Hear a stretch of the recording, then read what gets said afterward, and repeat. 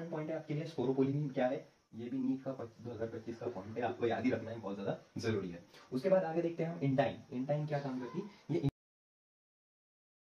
Hello everyone, कैसे आप सब लोग? बढ़िया एकदम। तो स्टार्ट करते हैं हम आज एक नया चैप्टर जिसका नाम है sexual reproduction in flowering plant. इसके आज बेसिक्स देख लेंगे, फिर उसके आगे हम देखेंगे उसका।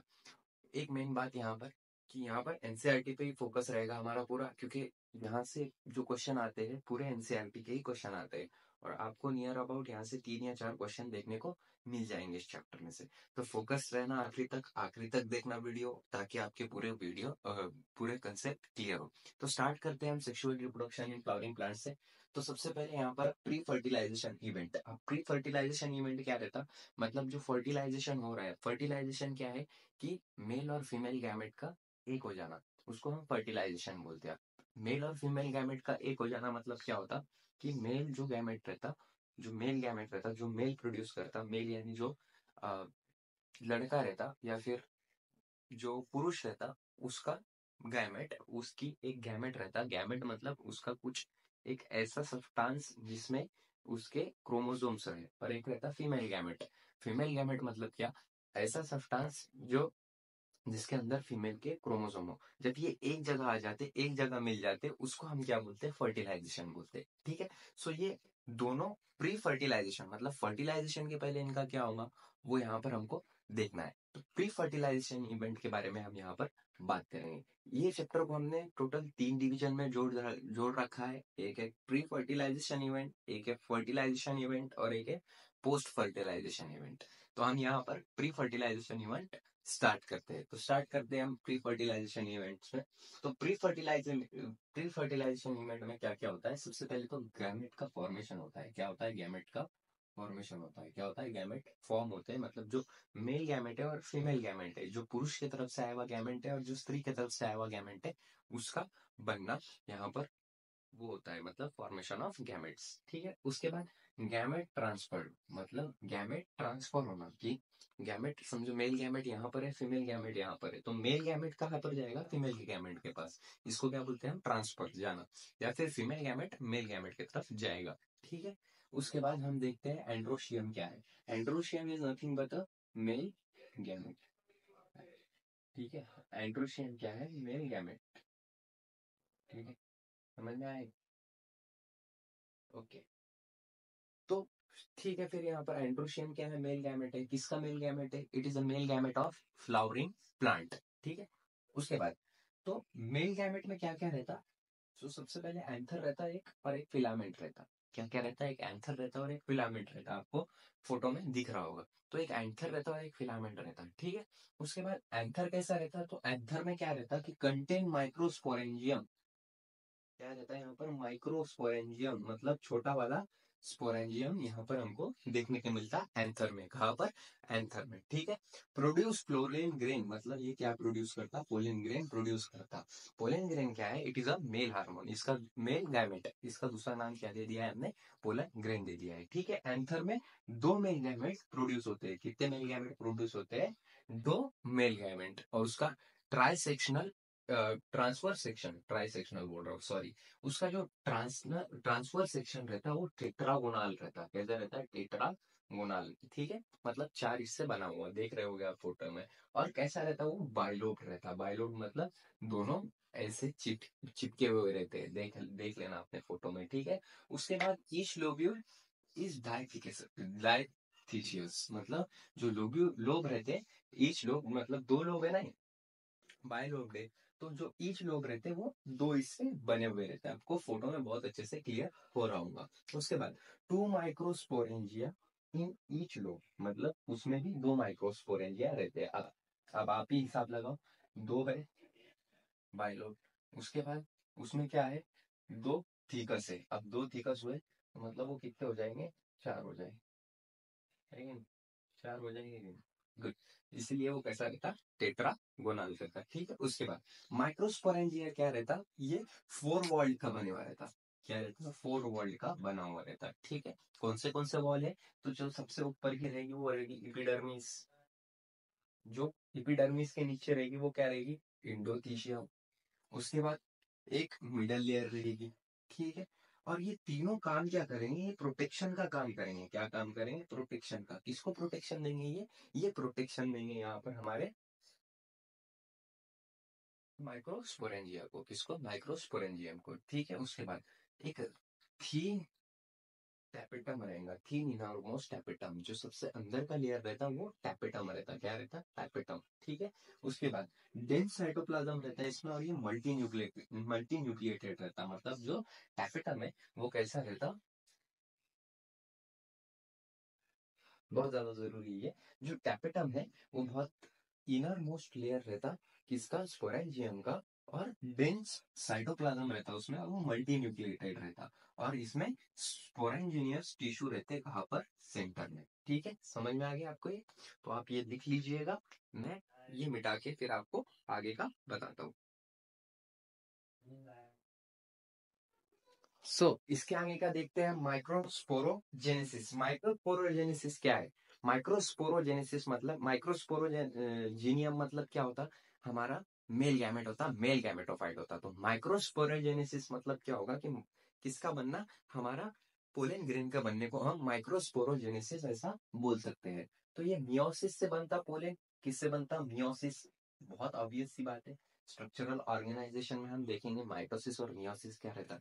तो मियोसिस मतलब क्या होता कि it is a reductional division in chromosome. मतलब क्रोमोसोम के नंबर यहाँ पर आधे हो जाते हैं। अगर समझो 46 रहे तो 23 हो जाएंगे। ठीक है। ये मेल का एग्जांपल दिया मैंने। Whereas in pollen grain अगर नंबर डबल है तो उसका आधा हो जाएगा। मतलब समझो 26 क्रोमोसोम है तो 30 क्रोमोसोम यहाँ पर हो जाएंगे। माइक्रोस्पोरोजेनेसिस में क्या होता कि मियोसिस होता। मियोसिस किस में होता? पोलन ग्रेन में होता। माइक्रोस्कोप मदर सेल में। माइक्रोस्पोर, स्पोर होना चाहिए, स्कोप लिख दिया मैंने। थोड़ी बहुत गलतियां हो जाती है इंसानों। माइक्रोस्कोप मदर सेल में। ठीक है। माइक्रोस्पोर मदर सेल में। और ये माइक्रोस्पोर मदर सेल क्या बन जाते बाद में?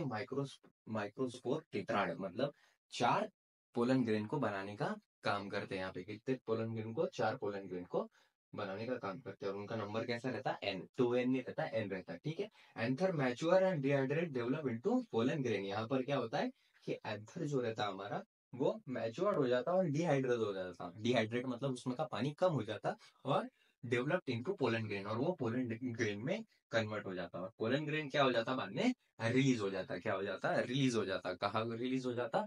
इसके तरफ जाने के लिए, फीमेल गैमेटोफाइट की तरफ जाने के लिए। उसके बाद पोलन ग्रेन एन नंबर रहता है उसका, मेल गैमेटोफाइट रहता है। इसकी जो लेंथ है वो 25 से 50 माइक्रोमीटर रहती। नीट 2025 लिख लो ये। ठीक है। और ये भी इंपॉर्टेंट है। उसके बाद 2 वॉल रहते हैं इसमें, 2 वॉल रहते हैं, एक एक्साइन रहता है और एक इंटाइन रहता है। ठीक है। किसमें? पोलर ग्रेन में। अब एक्साइन क्या है और इंटाइन क्या है?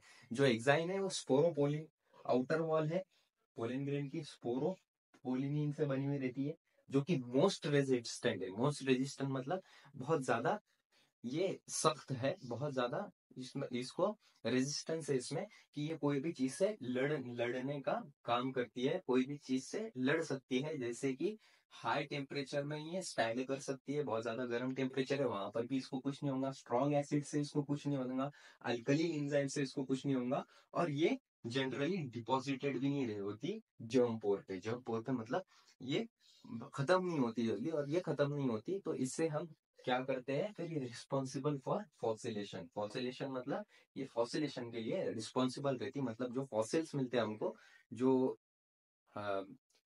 एंथ्रोपोलॉजिस्ट रहते, सॉरी एंथ्रोपोलॉजिस्ट बोला मैं, जो अ, खोद के निकालते नहीं क्या, वो मेरे को पर्टिकुलर नाम नहीं याद आ रहा उनका, उनको नाम याद करने दो, आया तो बोलता हूँ।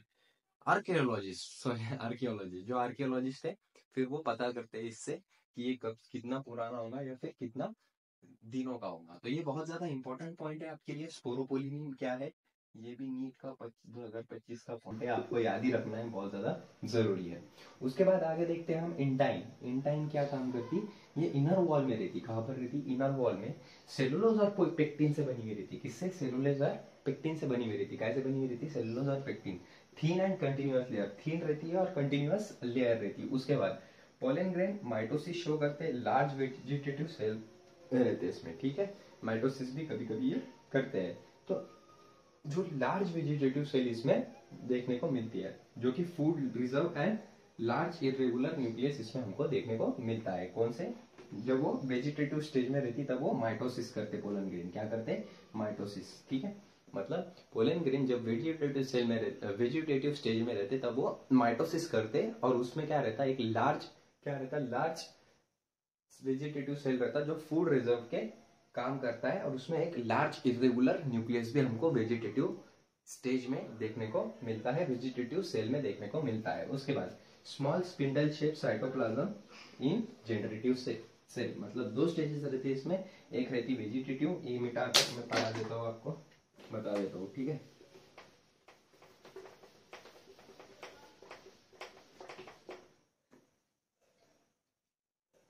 एक है वेजिटेटिव स्टेज हमारे पास, जो क्या काम करती है हमारे लिए। वेजिटेटिव स्टेज, ये इसमें क्या रहता, इरेगुलर न्यूक्लियस रहता, बड़ा रहता न्यूक्लियस, लार्ज है कि नहीं, और फूड रिजर्व रहता है इसमें बहुत सारा। फूड रिजर्व मतलब खाना बचा के रखा हुआ रहता। वेयरएज एक जनरेटिव सेल रहती, इसमें क्या रहता, ये आप मेरे को कमेंट सेक्शन में बता देना। ठीक है, समझ में आया इतना? So thank you so much. Video अच्छा लगा होगा तो लाइक जरूर करना, शेयर जरूर करना अपने दोस्तों के साथ, और सब्सक्राइब करना बिल्कुल मत भूलना। एक और बात थी कि देखो, आप मेरे को लाइक करते हो, मेरे को व्यूज ज्यादा जाते हैं, 20 के ऊपर व्यू चले गए तो मैं बहुत ज्यादा खुश हो जाता हूँ। क्यों खुश होता हूँ? ताकि फिर मेरे को लगता है नहीं यार, बच्चों को समझ में आ रहा है मेरा पढ़ाया हुआ। तो कैसा रहता है ना कि आप मेरे को कमेंट करके बताओगे सर ये नहीं समझा, वो नहीं समझा, तो फिर मेरे को समझ में आएगा कि मैं कैसा पढ़ा रहा हूँ, कैसा नहीं पढ़ा रहा हूँ। सो ज्यादा से ज्यादा आप मेरे को शेयर करो, सब्सक्राइब करो, मेरे को भी लगेगा यार मैं सही जा रहा हूँ। ठीक है, आपको समझ में आया होगा तो लाइक जरूर करना। Thank you, have a great day. Hello everyone, कैसे आप सब लोग? बढ़िया एकदम। तो आज हम एंड्रोशियम का पार्ट 2 यहाँ पर देखने वाले हैं। एंड्रोशियम पार्ट 1 में हमने बेसिक फंक्शन और पार्ट देख लिया एंड्रोशियम के। उसके आगे की बात करते हैं हम। Over 60% family pollen release in 2 cell stage, मतलब 60%, जो 60% है वो जो रहता है पोलन कैसा रिलीज होता है उसमें से, पोलन उसमें से कैसा रिलीज होता है, 2 सेल स्टेज में रिलीज होता है। वेयर एज रिमेनिंग में 3 सेल स्टेज में वो रिलीज होता है, पोलन रिलीज होता है। पोलन क्या है ये मैंने पिछले वीडियो में बता दिया है, पिछले वीडियो में आप वो पहले देख लेगा, फिर ये आपको समझ में आएगा। उसके बाद पोलन एलर्जी क्या रहती, पोलन एलर्जी मतलब पोलन की एलर्जी होना, इसको हम क्या बोलते हैं, पोलन एलर्जी बोलते हैं। क्या बोलते हैं? Pollen allergy. अब पोलन एलर्जी क्या है पता है क्या आपको? पोलन के वजह से जो एलर्जी होती है उसको पोलन एलर्जी बोलते हैं। ठीक है, बार बार इसलिए बोल रहा हूँ ताकि आपको याद रहे। जैसे कि अस्थमा हो सकता पोलन एलर्जी की वजह से, और ब्रोंकाइटिस हो सकता। अब ये ब्रोंकाइटिस मतलब क्या होता है? ब्रोंकाइटिस मतलब कि ऐसा ब्रोंक्यूल जो रहते हैं उन पे इंफ्लामेशन आ जाना, उन पे सूजन आ जाना, उसको ब्रोंकाइटिस बोलते हैं। मैंने पहले बहुत बार बोला है आपको, टिस का मतलब होता है सूजन आ जाना। ठीक है, जहां पर भी सूजन आ गई, जहां पर भी टिस आया वहां पर क्या होगा, इन्फ्लामेशन होगा। इन्फ्लामेशन मतलब सूजन आ जाना। तो ब्रोंकाइटिस मतलब ब्रोंकियल जो रहते हैं लंग्स में, उसकी वजह से यहाँ पर पोलन एलर्जी की वजह से यहाँ पर सूजन आ सकती। उसके बाद पैरेथिशियम और कैरोट ग्रास, ये बहुत ज्यादा, इनके जो पोलन ग्रेन रहते हैं उसके वजह से बहुत ज्यादा एलर्जी होने के चांसेस रहते हैं। और ये इसकी स्टोरी कैसी पता है क्या आपको, कि ये कब कब हुआ था ये, कि जब इंपोर्ट किया था वीट के लिए। वीट मतलब क्या होता? वेरी गुड, वीट मतलब जो गेहूं रहता है, वो गेहूं हमने क्या किया था, इंडिपेंडेंस मिलने के पहले, इंडिपेंडेंस मिलने के बाद हमने उसको क्या किया था, हमारे पास गेहूं नहीं था। अब वो गेहूं हमने कहाँ से मंगाया? यूरोप से मंगाया। और यूरोप से मंगाते टाइम में वो गेहूं के अंदर साथ ही साथ इसके बीज आ गए। किसके बीज आ गए? हमारे कैरोट ग्रास के और पैरेथिशियम के। तो ये ग्रास क्या हुआ, वहां पर सेटल हो गया। कहां पर सेटल हुआ? जैसे हमने खेती की और पेरने लगे हम ये हमारे भारत देश में, और उसके वजह से इंडिया में, उसके वजह से क्या हुआ, वेरी गुड, उसके वजह से क्या हुआ, ये पोलन ग्रेन इसके बहुत ज्यादा एलर्जी करने लगे और ये हजार्डस हो गया अपने लिए। ठीक है, समझ में आ गया। उसके बाद imported from Europe with wheat, देखो मैंने बोला था इन्वेसिव स्पीशीज है। इन्वेसिव स्पीशीज मतलब ये स्पीशीज पहले इंडिया में नहीं थी, ये यहाँ पर किसी और ये से इसको इन्वाजन किया, इसने दूसरी जगह से आकर यहाँ पर ये आई है। ओके, उसके बाद पोलन टैबलेट सिरप अवेलेबल है मार्केट में आज पोलन टैबलेट, टैबलेट मतलब गोलियां, और सिरप मतलब तो आपको मालूम है, सिरप वो डब्बी, सिरप मतलब वो जिसको हम पीते हैं, मेडिसिन रहती है सिरप, ठीक है। तो पोलन ग्रेन के टैबलेट भी अवेलेबल है मार्केट में और सिरप भी अवेलेबल है, ठीक है। ये न्यूट्रिएंट इन पोलन ग्रेन, मतलब ये पोलन ग्रेन में न्यूट्रिएंट देते हैं और हमको claim to increase performance of athlete and race horses, मतलब इनके लेने से, मतलब जो कुछ कुछ पोलन ग्रेन ऐसे जिनसे क्या होता है कि हमको एनर्जी मिलती है, एनर्जी मिलती है मतलब हमारा परफॉर्मेंस में एथलीट्स के इंक्रीज होता है और रेस हॉर्सेस भी इसमें इंक्रीज होता है पोलन टैबलेट या सिरप लेने से, ठीक है। तो इसको कौन यूज कर सकता है? एथलीट यूज कर सकते हो और रेस हॉर्सेस यूज कर सकते हैं। रेस हॉर्सेस मतलब वो जो रेस के घोड़े रहते हैं, देखो वो जॉगी बोलते हैं उसको, वो शर्त लगती है, देखा होगा आपने पिक्चर में, ठीक है। उसके बाद पोलन वायबिलिटी, पोलन वायबिलिटी मतलब एक पोलन कितने दिन तक टिक सकता है, तो कितने दिन तक टिक सकता है? For a month in some members, मतलब बहुत ज्यादा महीनों तक ये टिक सकता है कुछ मेंबर्स में। किसके मेंबर्स में? रोजेसी, लेगुमिनासी और सोलेनासी के जो मेंबर है उनमें ये महीनों तक टिक सकता है। मतलब एक बार रिलीज हो गया पोलन एंड्रोशियम से, तो वो रिलीज होने के बाद ये हफ्तों तक टिक सकता है। क्या कर सकता है? हफ्तों तक टिक सकता है, ठीक है। उसके बाद क्रायो प्रिजर्वेशन, ये बहुत ज्यादा इंपॉर्टेंट है, ये नीट में आएगा, लिख लो आप, नीट 2025 का क्वेश्चन है। क्रायो प्रिजर्वेशन क्या रहता है? तो क्रायो प्रिजर्वेशन मतलब ऑफ पोलन, क्रायो प्रिजर्वेशन मतलब कोई भी पोलन को क्या करना, एक प्रिजर्व करके रखना। कैसा प्रिजर्व करके रखना कि एक नाइट्रोजन गैस आता 196 डिग्री सेल्सियस पे नाइट्रोजन में, उसको क्या करके रखना, प्रिजर्व करके रखना, ताकि बाद में क्रॉस ब्रीडिंग प्रोग्राम के काम में आएगी। अब ये क्रॉस ब्रीडिंग क्या रहती कि एक जो पौधा है दूसरे पौधे को उससे क्रॉस करना, मतलब उसकी प्रोजेनी बनाने को हम क्रॉस ब्रीडिंग बोलते हैं। क्रॉस ब्रीडिंग मतलब कि एक पौधा दूसरा है और दूसरा पौधा दूसरा है, मतलब ये एक पौधा है, समझो ये समझ लो आप, ये नींबू का पौधा है और ये है सॉरी, ये रोज का फ्लावर है और ये लोटस का फ्लावर है। इन दोनों को मिलाना, इनके पोलन को इसके गायनोशियम से मिलाना, मतलब ओवरी से मिलाना, इसको हम क्रॉस ब्रीडिंग बोलते हैं। क्रॉस ब्रीडिंग क्यों बोला इसको? क्योंकि रोज से रोज ही मिल सकता है ना पोलन ग्रेन में, लेकिन यहाँ पर हम क्या कर रहे हैं, रोज को किससे मिला ले, लोटस से मिला रहे हैं। इसका मतलब हम क्रॉस ब्रीडिंग कर रहे हैं, ठीक है। क्रॉस ब्रीडिंग समझ में आ गया? गुड। तो यहाँ पर ये प्रोग्राम में क्रायो प्रिजर्वेशन काम आता है। अब क्रायो प्रिजर्वेशन क्या है? इसको हम 196 डिग्री सेल्सियस पे इसको क्या करके रखते हैं, प्रिजर्व करके रखते हैं, ठीक है। समझ में आया?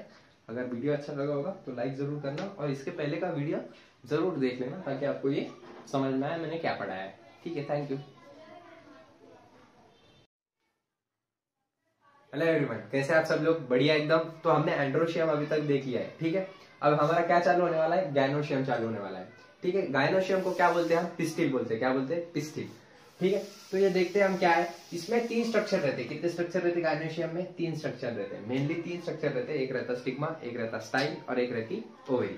जो स्टिग्मा रहता है वो सबसे ऊपर रहता, और स्टिग्मा का काम क्या है कि जो पोलन ग्रेन आ रहा है किसके पास से, हमारे पोलन एंड्रोशियम से, तो वो पोलन ग्रेन को पकड़ के क्या करना, स्टिग्मा पर चिपका लेना। ये एक स्टिकी पार्ट रहता किसके पास? गायनोशियम के पास, ठीक है।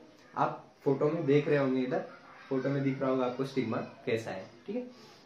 उसके बाद स्टिग्मा क्या करता, वो जो पोलन ग्रेन है वहां पर कुछ रिएक्शन करता, और वो रिएक्शन करने के बाद क्या होता, फिर वो पोलन ग्रेन की वायबिलिटी है कि नहीं है, वो उसका जेनेटिक मटेरियल सही है कि नहीं है, वो चेक करता है एक केमिकल सिक्रेट करके।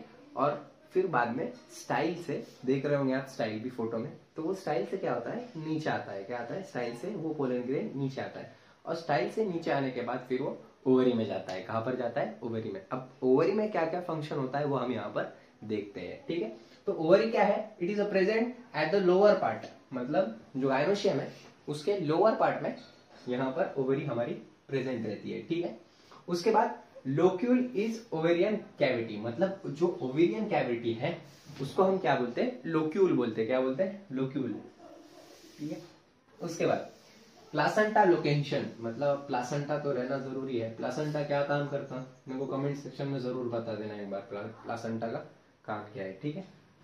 उसके बाद जो प्लासेंटा रहता वो इसकी लोकेशन कहां पर रहती? ओवेरियन कैविटी में रहती, ठीक है। उसके बाद जो ओवरी है उसमें मेगा स्पोरेंजियम रहता। क्या रहता? Mega sporangium. अब मेगा स्पोरेंजियम क्या है? देखो हमने देखा था कि जो गाय एंड्रोशियम है, जो मेल का पार्ट है, जो मेल गैमेटोफाइट है, उसमें हमने माइक्रो स्पोरेंजियम देखा था। यहाँ पर कैसा है? ये मेगा स्पोरेंजियम है। इसको मेगा स्पोरेंजियम क्यों बोला हमने? क्योंकि ये एंड्रोशियम से बड़ा रहता, इसलिए हमने इसको मेगा स्पोरेंजियम बोला। वेयरएज जो छोटा रहता था उसको क्या बोलेंगे हम? Micro sporangium. तो इसको हमने क्या बोला? गायनोशियम को मेगा स्पोरेंजियम, क्योंकि ये फीमेल का पार्ट है और ये गायनोशियम है, इसलिए इसको हमने मेगा स्पोरेंजियम बोल दिया। तो यहाँ पर मेगा स्पोरेंजियम भी रहता है। ठीक है, मेगा स्पोरेंजियम में क्या क्या रहता? ये बहुत ज्यादा इंपॉर्टेंट है, बहुत बहुत ज्यादा इंपॉर्टेंट है। यहाँ से नीट में एक क्वेश्चन या दो क्वेश्चन बनना फिक्स है, ये आप नोट कर लीजिएगा। ठीक है, तो द पॉइंट इज दैट जो मेगा स्पोरेंजियम है उसमें सबसे पहला पार्ट देखते हैं हम हाइलम। ठीक है, आप फोटो देखो, आपको क्लियरिटी आएगी कि मैं बोलना क्या चाहता हूँ आपसे। तो जो हाइलम है वो funicle junction of ovary and funicle पे प्रेजेंट रहता है। कहां पर रहता है? Funicle junction of ovule and funicle, मतलब जंक्शन पे जो है वो हाइलम यहाँ पर प्रेजेंट रहता है आपका। ठीक है, 1 और 2 integument. Integument is nothing but it is a covering which is present on the mega sporangium. यहाँ पर 2 इंटेगुमेंट से या फिर 2 से ज्यादा 2 ही इंटेगुमेंट से ये क्या रहता? कवर अप रहता है। कैसा रहता? कवर अप, मतलब ये कवर करे हुआ रहता 2 इंटेगुमेंट से।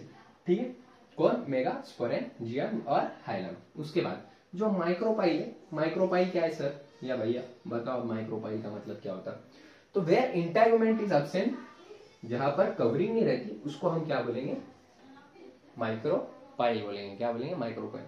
आप फोटो में देखो, आपको क्लियरिटी आ रही होगी। उसके बाद चालजा। चालजा कहां पर रहता? ये बेसल पार्ट पे रहता, मतलब नीचे रहता मेगा स्पोरेंजियम के सबसे नीचे वाला पार्ट रहता।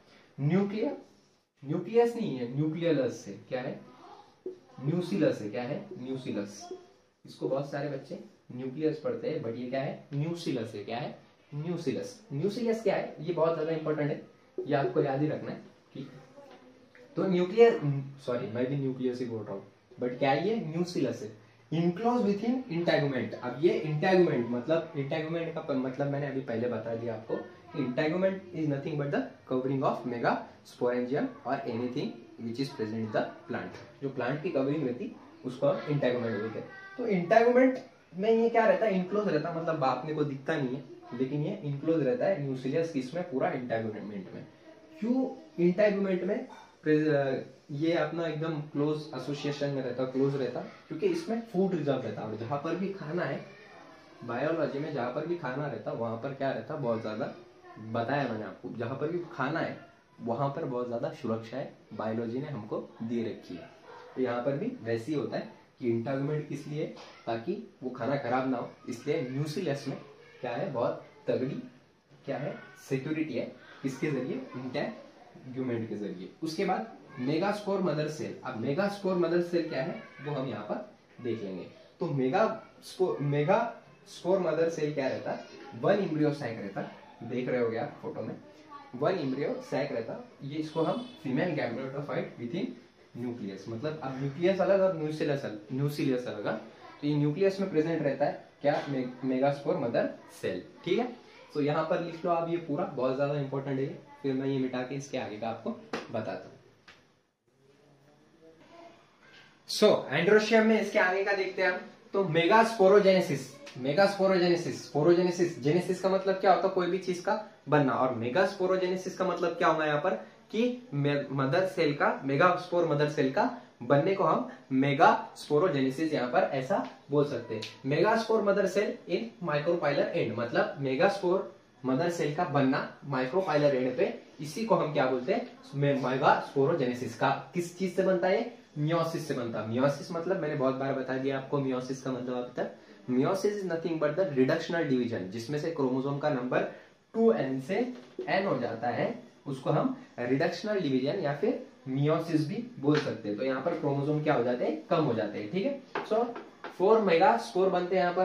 कितने? 4 मेगास्पोर। 3 डीजेनरेट यूजुअली, मतलब 4 मेगास्पोर बनते हैं मियोसिस से, और उसके बाद 3 डीजेनरेट यूजुअली और इसी को हम 3 डीजनरेट हो जाते हैं और एक बनता है, इसको हम क्या बोलते हैं, मोनोस्पोरिक डेवलपमेंट ऑफ इम्ब्रोसैक। मतलब जब 4 बनते हैं मेगास्पोर मदर सेल, लेकिन उसमें से 3 डीजनरेट हो जाते हैं, एक बनता है, तो इस चीज को हम क्या बोलते हैं, मोनोस्पोरिक डेवलपमेंट ऑफ इम्ब्रियोसैक। उसके बाद मेगा गैमेटोजेनेसिस। अब मेगा गैमेटोजेनेसिस का मतलब क्या होता है, प्रोडक्शन ऑफ इम्ब्रियोसैक, इसको हम क्या बोलते हैं, मेगा गैमेटोजेनेसिस। ठीक है, इम्ब्रियोसैक का प्रोडक्शन होना, इसको हम क्या बोलेंगे, मेगा गैमेटोजेनेसिस। अब मैं बार बार इसलिए बोलता हूं आपको, ताकि यहीं पर वीडियो लेक्चर में आपको याद हो जाए, इसलिए यहाँ पर मैं बार बार बोलता हूँ।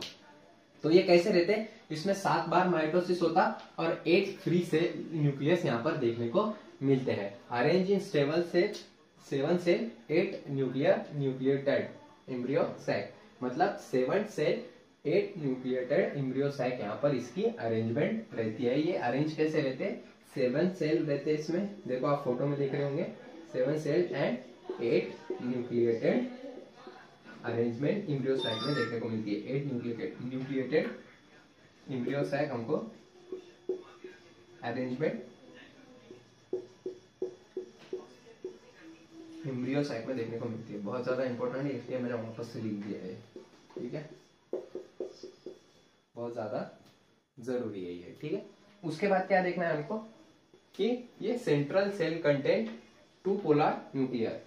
मतलब जो सेंटर में रहता है, देखो फोटो में दिख रहा हूँ आपको, तो सेंटर में रहता है उसको क्या बोलते हैं हम, पोलर न्यूक्लियर बोलते हैं। ठीक है, उसके बाद एक अपरेटस एट माइक्रोपाइलर एंड, एक अपरेटस मतलब जो एक अपरेटस रहता है वो माइक्रोपाइलर एंड पे, एक विद इन 2 सिनर्जिड, यहाँ पर 2 सिनर्जिड रहते हैं और एक अपरेटस यहाँ पर रहता है। सिनर्जिड विथ फॉलिकुलर फुलीफॉर्म अपरेटस, मतलब सिनर्जिड में फुलीफॉर्म अपरेटस भी रहता है। और 3 एंटीपोलर सेल रहते हैं कहाँ पर, चाल्जल एंड में। कहाँ पर रहते हैं, चाल्जल एंड में। ठीक है, यहाँ पर सबसे ज्यादा इंपॉर्टेंट क्या है, 7 से 8 न्यूक्लिएटेड अरेंजमेंट प्रेजेंट इन इम्ब्रियोसैक, ये बहुत ज्यादा इंपॉर्टेंट है यहाँ पे। और क्या इंपॉर्टेंट है कि एक एपरेटस कहाँ पर रहता है, माइक्रोपाइलर एंड पे रहता है और उसके साथ क्या रहते हैं, 2 सिनर्जिड रहते हैं। ठीक है, और नीचे जो चाल्जल एंड पे 3 एंटीपोडल सेल रहते हैं। ठीक है, सिनर्जिड किसके साथ रहता है, फुलीफॉर्म एपरेटस के साथ रहता है। यहाँ पर हमारा गायनोशियम कंप्लीट होता है। इसके बाद हम क्या देखेंगे, पॉलिनेशन देखेंगे। Pollination is nothing but pre fertilization event. मैंने चैप्टर के स्टार्टिंग में बोला था हमको 3 स्टेजेस देखने हैं, एक है प्री फर्टिलाइजेशन इवेंट, एक है फर्टिलाइजेशन इवेंट और पोस्ट फर्टिलाइजेशन इवेंट। अभी हम कहाँ पर है, प्री फर्टिलाइजेशन इवेंट पे भी है। ठीक है, अब इसके बाद हम पॉलिनेशन देखने वाले हैं। अगर वीडियो अच्छा लगा होगा तो लाइक जरूर करना, अपने दोस्तों के साथ शेयर जरूर करना और सब्सक्राइब करना बिल्कुल मत भूलना। Thank you, have a great day. Hello everyone, कैसे आप सब लोग, बढ़िया एकदम। तो आज बहुत ज्यादा इंपॉर्टेंट टॉपिक होने वाला है, जिसमें से नीट में से एक क्वेश्चन फिक्स आएगा, मतलब आएगा। तो वीडियो के एंड तक देखना आपने, आपको पूरा क्रिस्टल क्लियर कंसेप्ट हो जाएगा। तो आज का टॉपिक क्या है हमारा, आज का टॉपिक है हमारा पॉलिनेशन। पॉलिनेशन एक्चुअली क्या है, तो देख लेते हैं पॉलिनेशन की definition. Transfer of pollen into stigma of pistil, pistil यानी गायनोशियम। ठीक है, ट्रांसफर ऑफ पोलेन मतलब जो पोलेन ग्रेन्स रहते, जो पोलेन रहते, जो एंथर से एंड्रोशियम से निकले हुए रहते, उस चीज से निकलकर गायनोशियम पर जाना, ट्रांसफर होना गायनोशियम को, इस चीज को हम क्या बोलते हैं, इस चीज को हम बोलते हैं पॉलिनेशन। ठीक है, flower are adapted for pollinating agent. मतलब जो फ्लावर है, जो फूल है, वो किसके लिए अडेप्टेड है, वो अडेप्टेड है किसके लिए, पॉलिनेटिंग एजेंट के लिए। पॉलिनेटिंग एजेंट क्या रहते हैं, जो पॉलिनेशन का काम करते हैं, उनको हम क्या बोलते हैं, पॉलिनेटिंग एजेंट ऐसा बोलते हैं। ठीक है, उसके बाद मेनली ये बहुत ज्यादा इंपॉर्टेंट है, 3 टाइप से हमारे पास पॉलिनेशन के। कितने टाइप से, मेनली 3 टाइप से।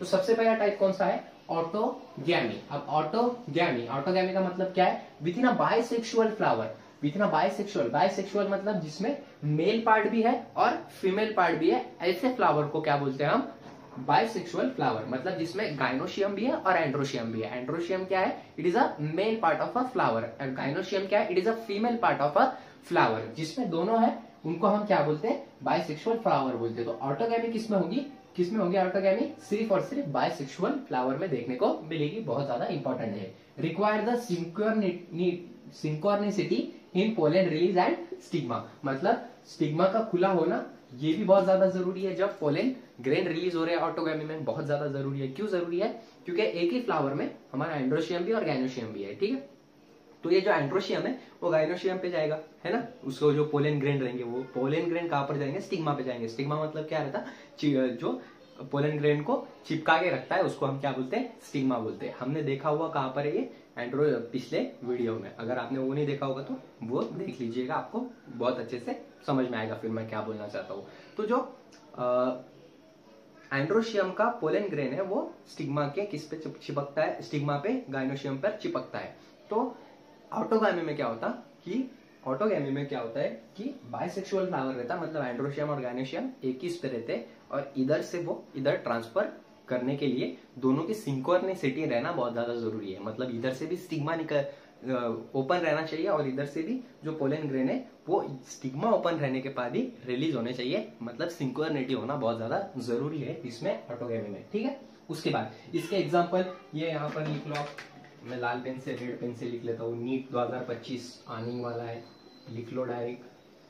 तो यहाँ पर इसके एग्जांपल कौन से है, तो एग्जांपल इसके वाइला ऑक्जेलिस ऑन कॉमेलिना, ठीक है। ये इसके एग्जांपल है जो ऑटोगैमी शो करते हैं हमको। ये क्या है, एक it is a type of flowers जो ऑटोगैमी शो करते हैं, मतलब इनमें बाइसेक्सुअल फ्लावर प्रेजेंट रहते हैं। उसके बाद क्या देखने वाले हैं हम कि इसमें भी दो टाइप गिरते हैं इसमें ऑटोगैमी में, एक है चेसोगैमी और एक है क्लिस्टोगैमस, चेसोगैमी और क्लिस्टोगैमस। अब ये चेसोगैमी क्या है, एक्सपोज एंथर एंड स्टिग्मा, मतलब इसमें क्या रहता है, जो स्टिग्मा है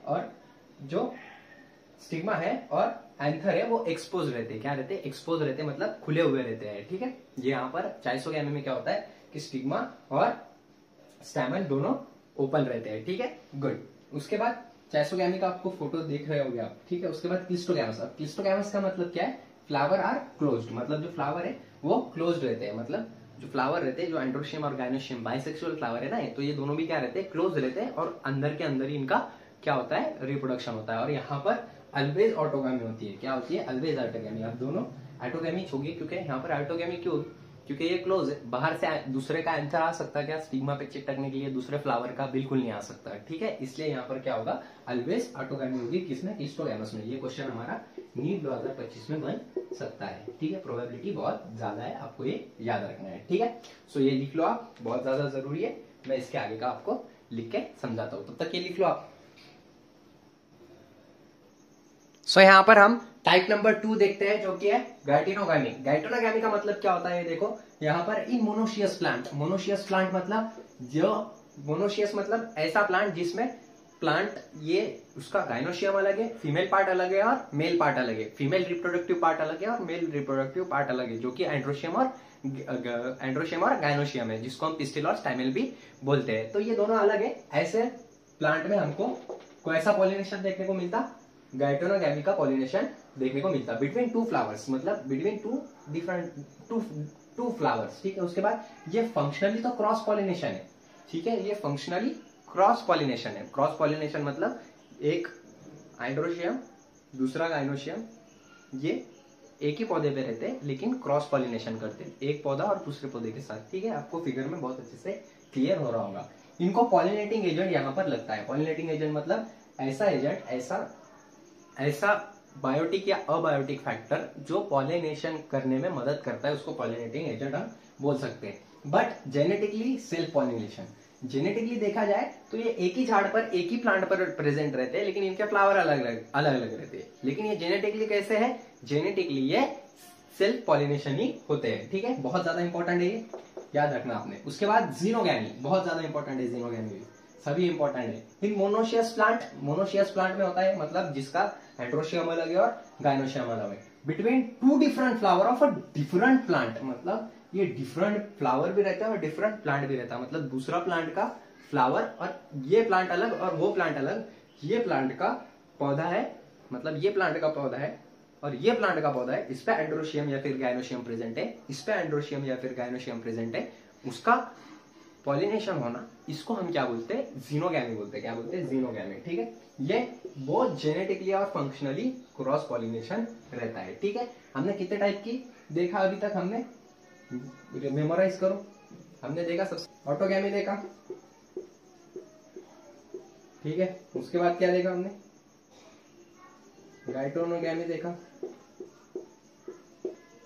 और फिर जीनोगैमी देखा, ठीक है। अभी ऑटोगैमी में क्या होता कि सेम फ्लावर रहता, एक ही फ्लावर में बाइसेक्सुअल फ्लावर रहता, और बाइसेक्सुअल फ्लावर ही क्या करता, रिप्रोडक्शन करता। ठीक है। इसमें भी दो टाइप है, एक है क्लिस्टोगैमस और एक है चेस्मोगैमस। ठीक है। क्लिस्टोगैमस और चेस्मोगैमस क्या रहता है, आप ये मेरे को कमेंट सेक्शन में बताओगे। ठीक है, याद से बताना।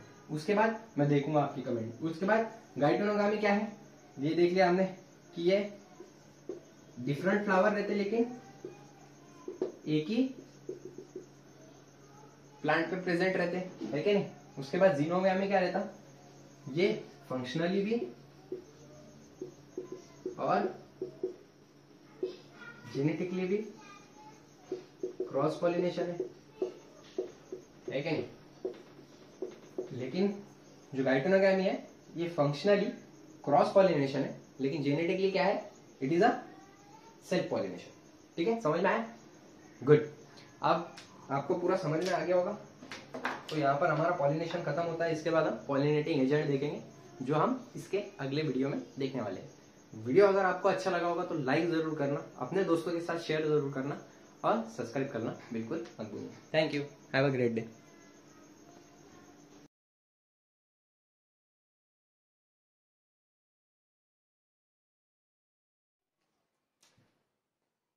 हेलो एवरीवन, कैसे आप सब लोग? बढ़िया एकदम। तो आज बहुत ज्यादा इंपॉर्टेंट वीडियो होने वाला है, और वो वीडियो किस बारे में है, पॉलिनेटिंग एजेंट के बारे में। बहुत ज्यादा समझ के ध्यान से पढ़ना है ये, क्योंकि यहाँ पर अक्सर गलतियां होती है आपकी।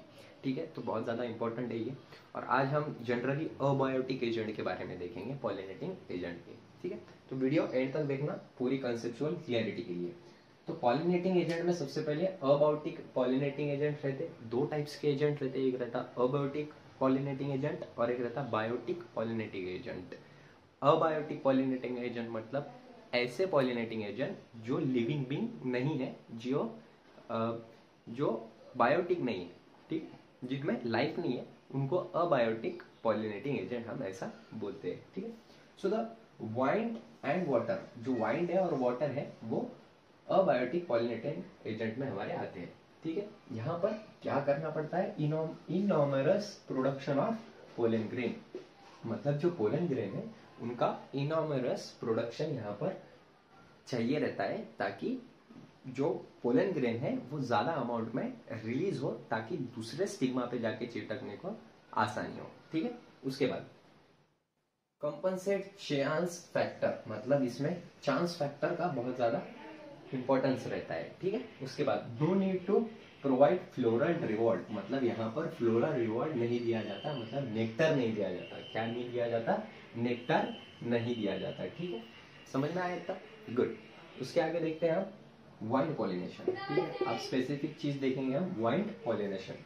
तो वाइंड पॉलिनेशन मोर कॉमन है अमॉन्ग अबायोटिक एजेंट, मतलब ये बहुत ज्यादा कॉमन है अबायोटिक एजेंट में। क्या है ये? बहुत ज्यादा कॉमन है। ठीक है। उसके बाद इसका अडेप्टेशन कैसे होगा? फॉर एनिमोफिली, इसका दूसरा नाम क्या है? एनिमोफिली है। आपको ये याद रखना है, ताकि ये बहुत ज्यादा वोलाटाइल है, आप भूल जाओगे ये सब। ठीक है। सो आपको ये बहुत ज्यादा ध्यान से पढ़ना होगा, और एक बार इसको लिख लेना ताकि आपको अच्छे से समझ में आए। ठीक है। तो more common amount abiotic agent for anemophily. ठीक है। अब इसमें क्या क्या देखने को मिलेगा हमको वाइंड पॉलिनेशन में, ये क्वेश्चन आ सकता है नीट 2025 में। ठीक है, बहुत ज्यादा इंपॉर्टेंट है ये, नीट 2025 का क्वेश्चन है, ऐसा पकड़ के चलो आप कि अबायोटिक एजेंट कैसे रहते हैं दिखने में। तो पोलन लाइट रहता है, इनका पोलन लाइट रहता है ताकि ये डिस्पर्स हो सके हवा में, इसलिए ये लाइट रहता है। उसके बाद नॉन स्टिकी रहता है। कैसा रहता है? नॉन स्टिकी, मतलब आसानी से चिपकने वाला नहीं रहता है। ठीक है। पोलन ग्रेन के बारे में समझ में आ गया। वाइड पॉलिनेशन में पोलन ग्रेन कैसा चाहिए? फ्लावर का पोलन लाइट होना चाहिए, मतलब हल्का होना चाहिए, और नॉन स्टिकी, मतलब जल्दी से चिपकने वाला नहीं होना चाहिए। उसके बाद large of an feather stigma, मतलब जो स्टिग्मा रहेगा, जो चिपकने वाला रहेगा, वो बड़ा चाहिए और फीदरी चाहिए, ताकि पोलन ग्रेन को कैप्चर कर सके। फीदरी मतलब इसके जैसा, फीदर्स के जैसा। फीदर मतलब वो पंछी के जो पर रहते हैं ना, वैसे फैला हुआ। ठीक है। तो फीदरी स्टिग्मा यहाँ पर गाइनोशियम में होना चाहिए। उसके बाद टू इजिली ट्रैप पोलन, हाँ ये तो बता दिया मैंने, to easily trap a pollen. उसके बाद तीसरी चीज क्या रहेगी वाइंड पॉलिनेशन में, जो कि अडेप्टेशन हुआ है उनका, तो सिंगल ओव्यूल रहेगा इनमें, इन ईच ओवेरी, मतलब ओवेरी में सिर्फ एक ही ओव्यूल यहाँ पर रहेगा। उसके बाद numerous flower packed into inflorescence.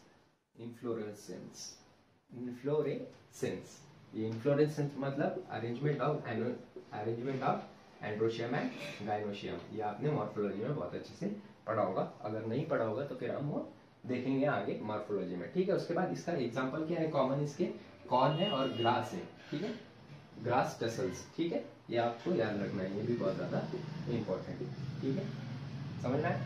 ये आप नोट कर लो एक बार क्योंकि बहुत ज्यादा इंपॉर्टेंट है ये। उसके बाद मैं इसके आगे का स्टार्ट करता हूँ, ठीक है, नोट कर लीजिएगा तब तक ये। इसके बाद दूसरा पॉइंट आता है हमारा वाटर पॉलिनेशन। वाटर पॉलिनेशन कैसे होता है वो यहाँ पर हमको देखना है। पहले हमने वाइन पॉलिनेशन देख लिया कैसे होता है, यहाँ पर वाटर पॉलिनेशन कैसा होता है वो देखना है। तो 30 जेनेरा में नियर अबाउट 30 जेनेरा है जिसमें वाटर पॉलिनेशन कैरी आउट होता है, और ये मोस्टली कैसे रहते हैं, मोनोकॉटिलिडॉन्स रहते हैं, मतलब इनको एक ही कॉटिलिडॉन के प्लांट ज्यादा यहाँ पर हमको देखने को मिलते हैं, ठीक है। इसका एक बढ़िया एग्जाम्पल है वेलेस्नेरिया जो फ्रेश वाटर में रहता है। वेलेस्नेरिया एक फ्लावर है जो फ्रेश वाटर में रहता है और उसका पॉलिनेशन किसके जरिए होता है, वाटर के जरिए होता है, ठीक है।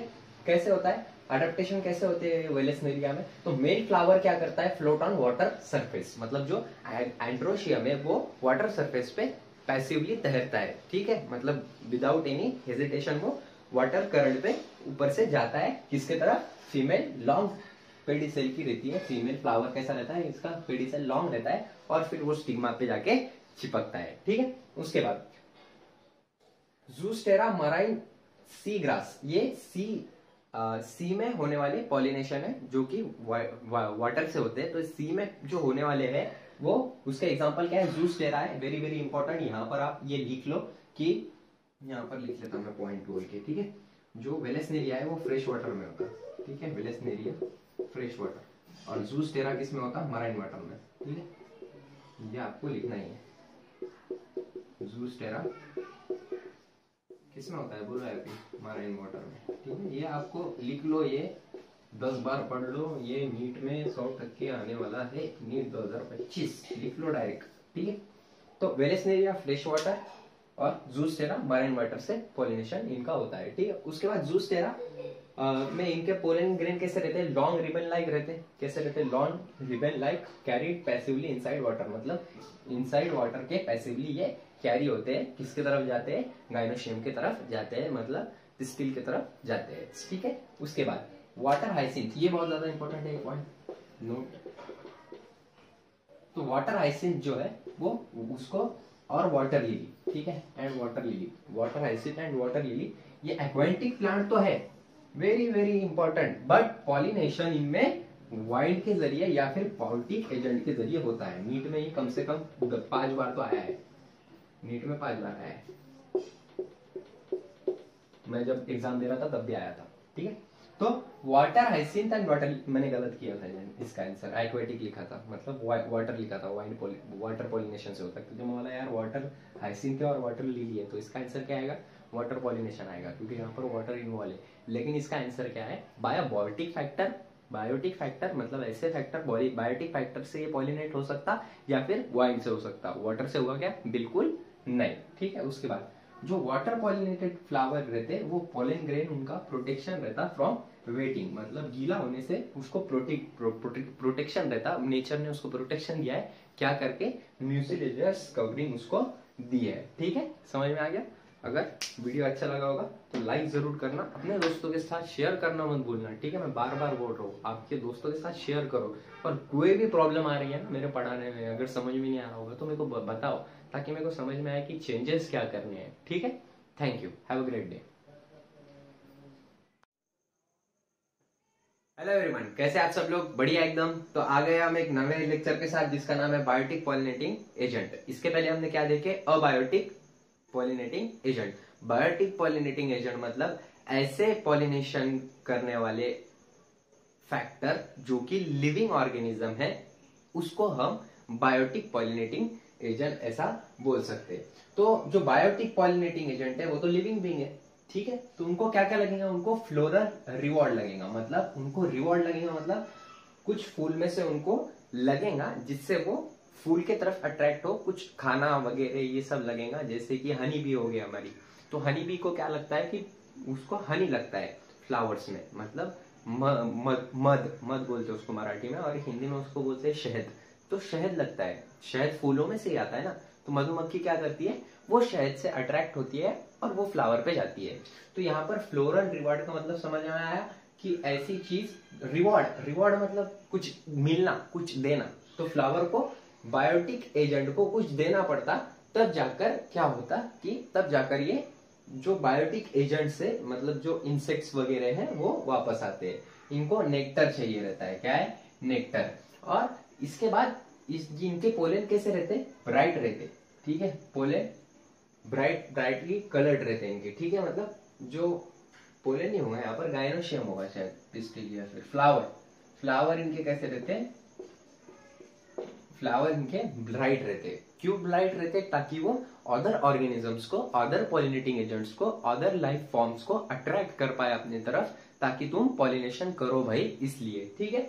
उसके बाद क्या है कि ये ये कौन कौन कर सकता है पॉलिनेशन, मतलब जो बायोटिक पॉलिनेटिंग एजेंट है उसमें कौन कौन आता है। तो सबसे मेन आते हैं बीज, 80 तक के बीज से पॉलिनेशन होता है, ठीक है, ये याद रखना है आपने, इंपॉर्टेंट डाटा है, आपको याद रखना है। 80% बीज से पॉलिनेशन होता है, ठीक है। बटरफ्लाई से भी पॉलिनेशन होता है। फिर उसके बाद फ्लाई बीटल से भी क्या हो सकता है, पॉलिनेशन हो सकता है। वास्प से भी पॉलिनेशन हो सकता है। उसके बाद एंट मतलब चींटी से भी पॉलिनेशन हो सकता है। Moth, bird, primates, Lamar, reptiles, ये सब क्या है, बायोटिक पॉलिनेटिंग एजेंट है जो पॉलिनेशन कैरी आउट करते हैं। अब पॉलिनेशन कैसे कैरी आउट करते हैं, तो एक समझो एक मधुमक्खी है, मधुमक्खी ने क्या किया, हनी बी ने क्या किया, एक फ्लावर पे गई, वहां पर बैठी, वहां पर एंड्रोशियम था, उसके जो पीठ है, उसकी पीठ पे, मतलब उसके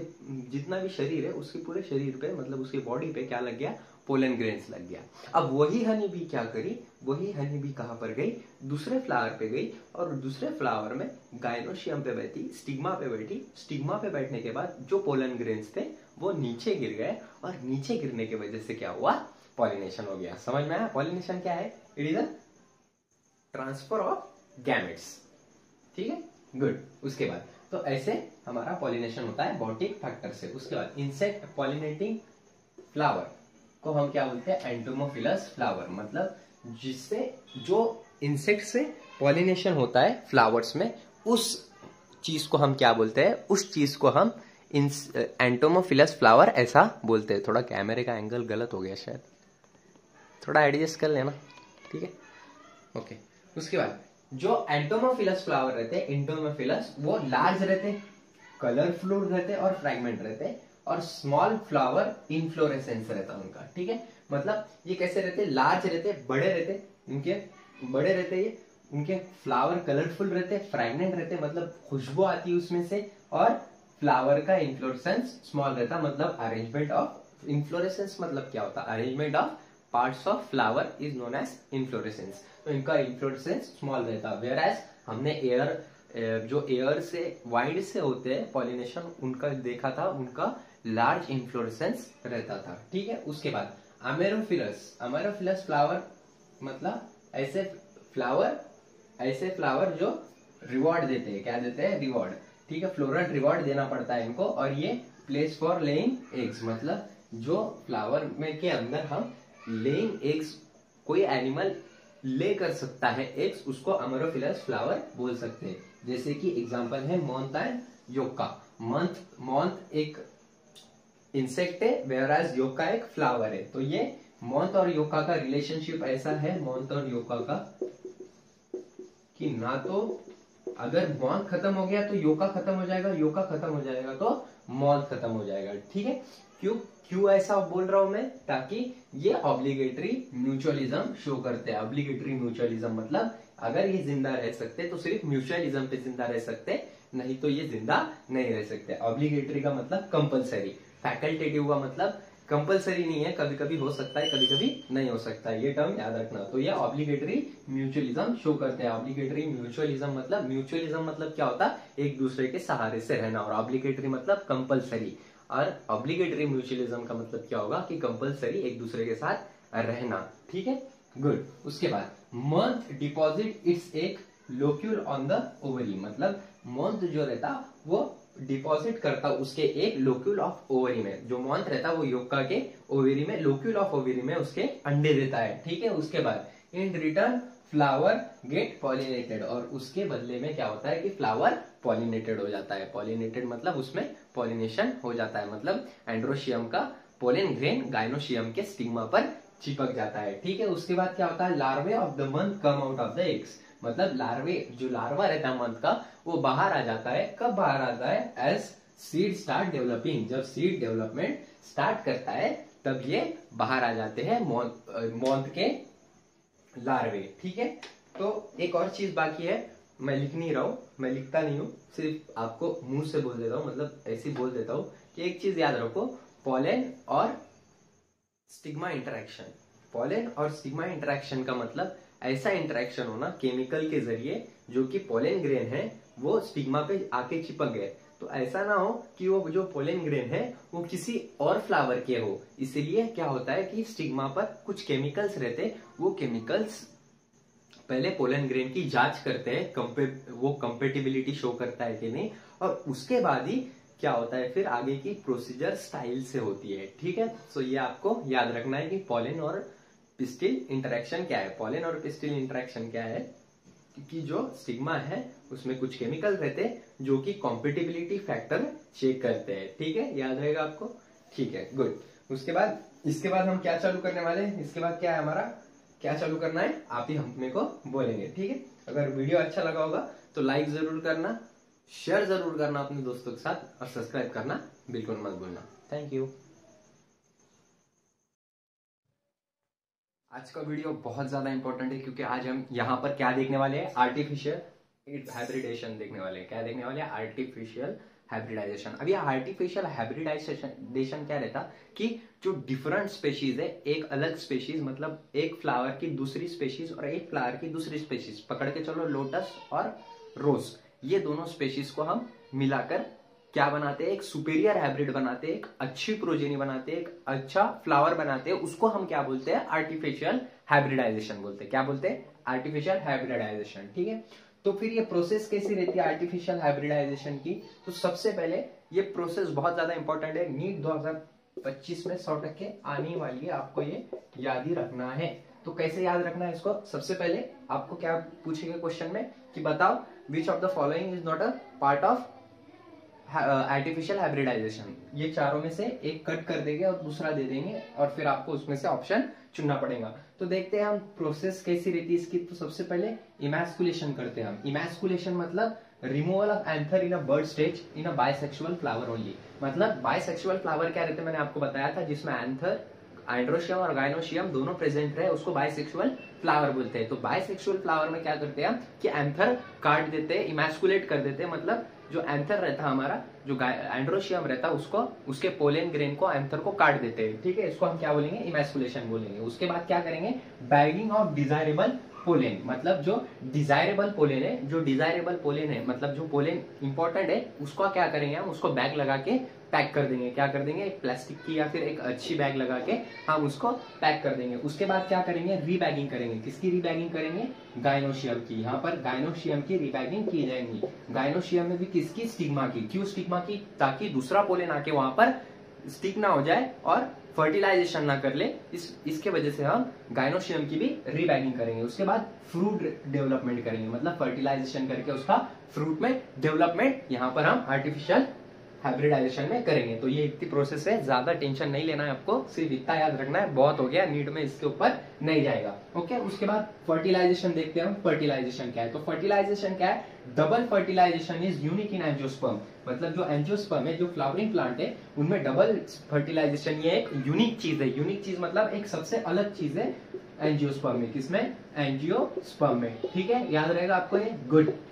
उसके बाद कंटेन एक एंड सेकेंडरी न्यूक्लियस, मतलब जो एम्ब्रियो सैक रहता, आपको मैंने एम्ब्रियो सैक बहुत अच्छे से पढ़ाया हुआ है, अगर आपने वो नहीं देखा तो वो देख लीजिएगा। अगर आपको पहले से मालूम है एम्ब्रियो सैक क्या रहता फ्लावरिंग प्लांट में, तो आपको पता रहेगा कि एम्ब्रियो सैक में क्या रहता है, एग रहता है और सेकेंडरी न्यूक्लियस रहता है, ठीक है। और ये सिंगैमी होती है किसके साथ, वन मेल गैमेट के साथ, मतलब पोलन ग्रेन के साथ सिंगैमी होना मतलब मिलना दोनों का, सिंगैमी मतलब मिलना। तो सिंगैमी का मतलब क्या होता कि पोलन ग्रेन यहाँ पर मिलता है, किससे मिलता है, अपने मेल गैमेट मिलता है एक से, किससे मिलता है, एक से, यहाँ पर एक से मिलेगा। वो बहुत जनरल बात है। फर्टिलाइजेशन में क्या होता कि एक मेल गैमेट फीमेल गैमेट के साथ सिंगैमी करता है, सिंगैमी मतलब मिलना, ठीक है। तो यहाँ पर भी क्या होगा कि सिंगैमी होगी, किसकी सिंगैमी होगी, पोलन ग्रेन की, किसके साथ, यहाँ पर हमारे एक के साथ, ठीक है, समझ में आया।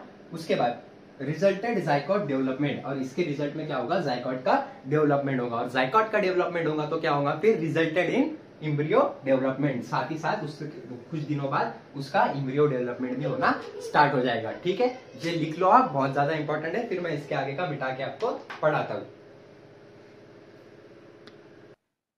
यहां पर क्या होता है, ट्रिपल फ्यूजन होता है, क्या होता है, उसके बाद ट्रिपल फ्यूजन होता है। फर्टिलाइजेशन में क्या होता है, ट्रिपल फ्यूजन होता है। ट्रिपल फ्यूजन कैसे, एक स्पर्म किसके साथ मिला है, अपने एक के साथ मिला है, और एक स्पर्म किसके साथ मिला है, दो पोलर न्यूक्लियाई के साथ, किसके साथ, दो पोलर न्यूक्लियाई के साथ, ठीक है। तो यहाँ पर होगा ट्रिपल फ्यूजन, क्या होगा, ट्रिपल फ्यूजन मतलब तीन फ्यूजन हुए कि नहीं, यहाँ पर एक के साथ हुआ और एक दो पोलर न्यूक्लियर के साथ हुआ, ठीक है। तो दो polar nuclei with one male gamete, formation of endosperm. Endosperm कैसे बनता है, बहुत ज्यादा इंपॉर्टेंट है, ये लिख लो यहीं पर, दो पोलर न्यूक्लियाई के, दो पोलर न्यूक्लियाई और एक स्पर्म, एक मेल गैमेट, स्पर्म बोल रहा हूं मैं, सॉरी, एक मेल गैमेट और दो पोलर न्यूक्लियाई के मिलने से क्या बनता है, यहाँ पर इंडोस्पर्म बनता है, और उसका नंबर क्या रहता है, 3n, मतलब 3n उसका क्रोमोसोम नंबर रहता है। इंडोस्पर्म का काम क्या है कि जो एक बन रहा है, जाइकोट बन रहा है, उसको फूड देने का काम, क्या करने का काम, फूड देने का काम यहाँ पर किसका है, इंडोस्पर्म का है, किसका है, endosperm food development for embryo, ठीक है।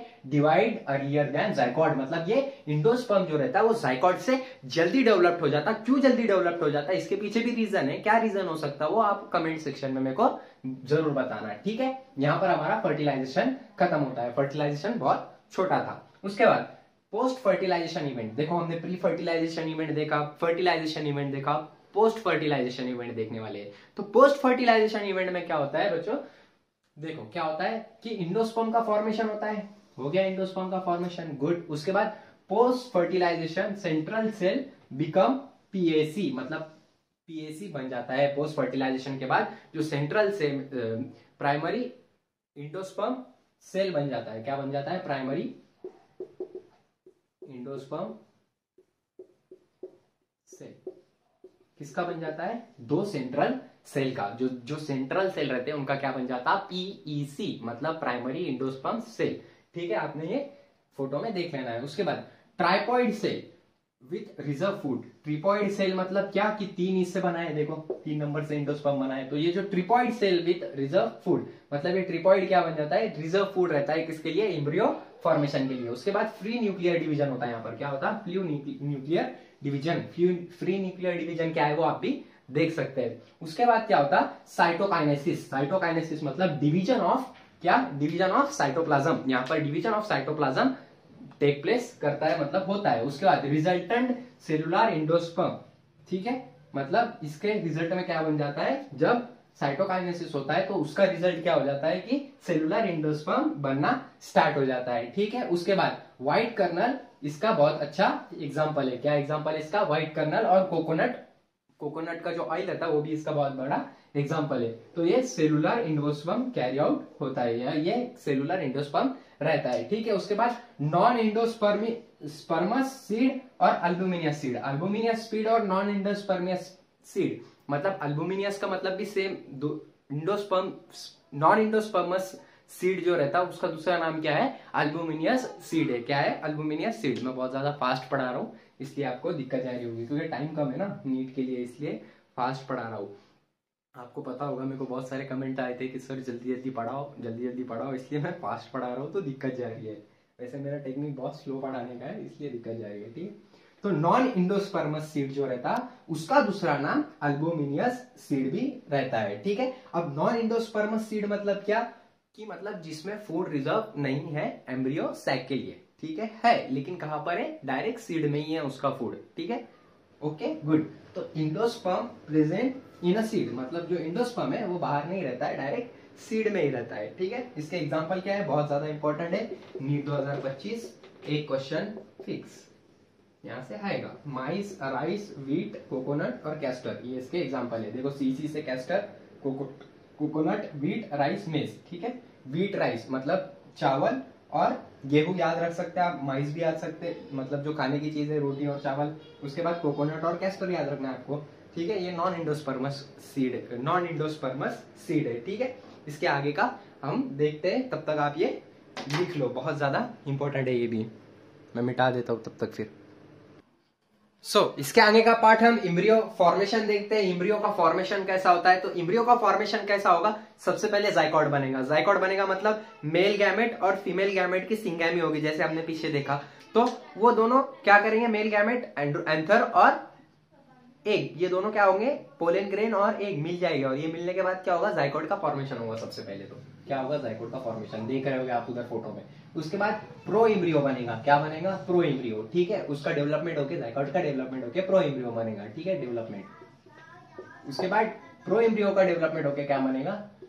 ग्लोबुलर स्ट्रक्चर बनेगा एक, जो कि हार्ट शेप के जैसा रहेगा। किसके जैसा रहेगा? ग्लोबुलर स्ट्रक्चर बनेगा, जो एक हार्ट शेप के जैसा रहेगा। उसके बाद हार्ट शेप ग्लोबुलर स्ट्रक्चर का डेवलपमेंट होकर एक मैच्योर्ड इम्ब्रियो बनेगा, जैसे कि आप फोटो में देख सकते हैं। उसके बाद स्ट्रक्चर ऑफ डाइकॉट इम्ब्रियो। अब डाइकॉट इम्ब्रियो क्या है और मोनोकॉट इम्ब्रियो क्या है, ये यहाँ पर देखना है हमको कि इसमें डिफरेंस क्या रहता है, और ये बहुत ज्यादा इंपॉर्टेंट है। यहाँ से भी दोनों में से एक क्वेश्चन आना जरूरी है।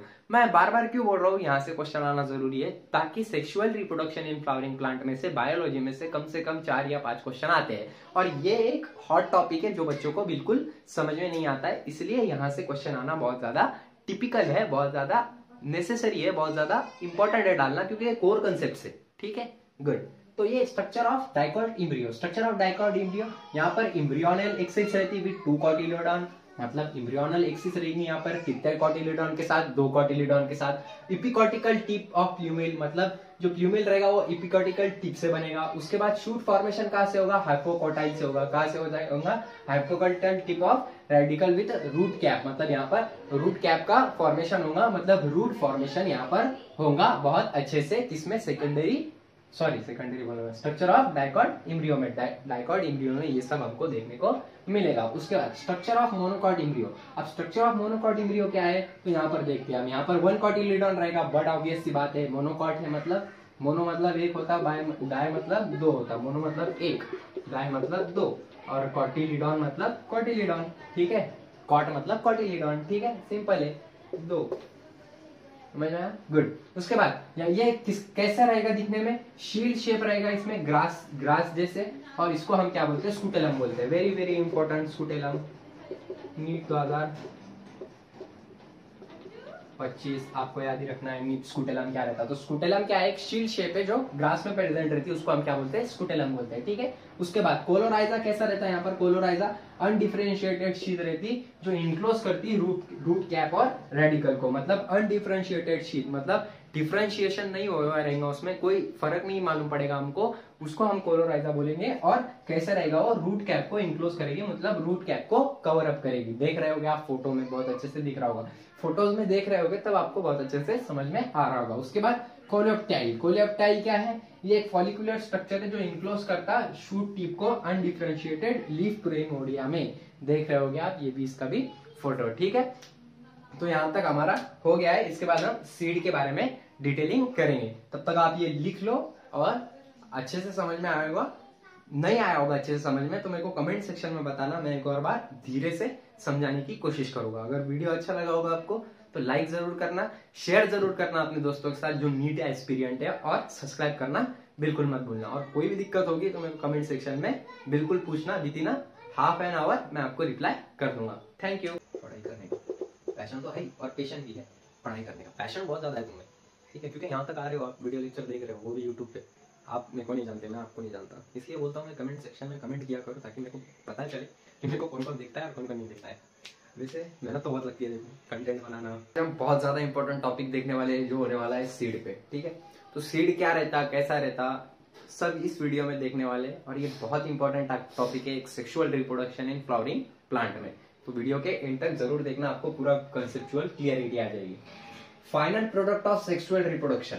सीड क्या है? It is a final product of sexual reproduction. मतलब सेक्सुअल रिप्रोडक्शन जैसे आपने ह्यूमन बीइंग में बेबी हो जाता, एक बच्चा हो जाता, वैसे यहाँ पर प्लांट में फाइनल क्या रहता सेक्सुअल रिप्रोडक्शन का? It is nothing but seed मतलब जैसे इंसानों में, जैसे ह्यूमन बीइंग में एक फीटस डेवलप्ड हो जाता, फ्यूटस बाहर निकल जाता, it is a and product, वहीं पर फ्लावरिंग प्लांट में एंड प्रोडक्ट क्या है, it is a seed. Okay, तो देखते हैं, इट कंसिस्ट सीड कोड, इसमें क्या क्या रहता है, सीड कोड रहता है, जिसको हम टेस्टा और टेगमन भी बोल सकते हैं, ठीक है, फोटो में देख लेना आपने। उसके बाद कॉटिलीडॉन रहता है इसमें, और एम्ब्रोनियल एक्सिस रहती, क्या रहती है, एम्ब्रोनियल एक्सिस, ठीक है, ये पार्ट उसमें रहते हैं। अभी सीड कोड क्या काम में आता, हार्ड प्रोटेक्टिव कवरिंग, कवरिंग के लिए काम में आता है, मतलब इसकी प्रोटेक्ट करने के काम में आता, मतलब जो सीड है उसको प्रोटेक्ट करने के काम में आता, केमिकल सब्सटेंसेस से, फिर एब्रीवेशन से, एब्रीवेशन पता होगा आपको कि मतलब टूटे ना जल्दी,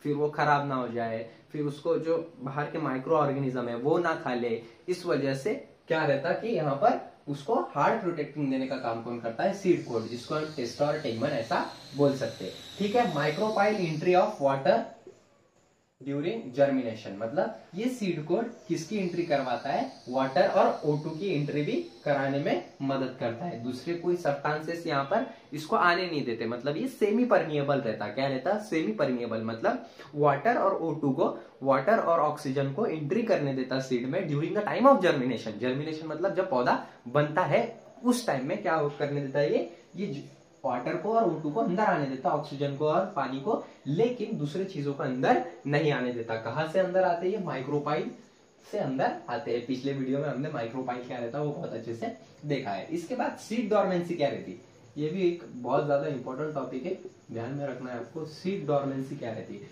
तो रिडक्शन इन वाटर कंटेंट, मतलब सीड क्या करता, उसका वाटर का कंटेंट रिड्यूस कर देता 10 to 50% मॉइस्चर मास, मतलब जो सीड रहता वो क्या करता, आपने सीड देखा होगा, बीज देखा है क्या आपने, बीज हाथ में लेके देखना कभी, वो कभी आपको गीला नहीं लगेगा, लेकिन उसमें मॉइस्चर रहता है, मॉइस्चर मतलब उसमें पानी रहता है 10 से लेके 15%, लेकिन वो कैसा रहता, अंदर रखता है वो उसके पानी। और जब जर्मिनेट करने का रहता, जब पौधे को उगने का रहता, जब सीड आप जमीन के नीचे डालेंगे काली मिट्टी के नीचे, तब देखना आपने कि वो पौधा है ना उगने लगता है। क्यों उगने लगता है, जस्ट बिकॉज ऑफ कि उसके अंदर मॉइस्चर है, उसके अंदर पानी है, ठीक है, लेकिन वो क्या करता है, अगर बाहर रहा तो वो पानी को लूज होने से बचाता है, लॉस होने से बचाता है उसको, उसी चीज को हम क्या बोलते हैं, सीड डॉर्मेंसी। उसके बाद सीड के एडवांटेजेस क्या है, मतलब सीड बनाने के पीछे एडवांटेजेस क्या है, मतलब सीड क्यों बना, सेक्सुअल रिप्रोडक्शन का एंड प्रोडक्ट, ठीक है, क्यों बना वो यहाँ पर देखते हैं हम।